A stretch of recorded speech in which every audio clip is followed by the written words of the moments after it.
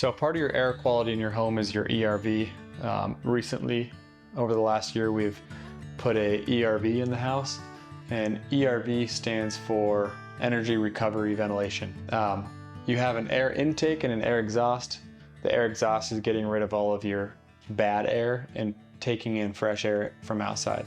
And this, it's recovering some of the heat as it pulls air in, because it's the piping runs through the ceiling, so that the heat, most of your heat in your house is in your ceiling. So the idea is that that air coming in is somewhat heated because it's running through the ceiling. I do recommend leaving this on at all times. There's a switch on the wall that says whole house fan, leave on except poor outside air quality. So like it says, the only time you wouldn't really need to keep it on is if the air quality outside is worse than inside. This fan, it does have a filter. It's the MERV 13, I believe.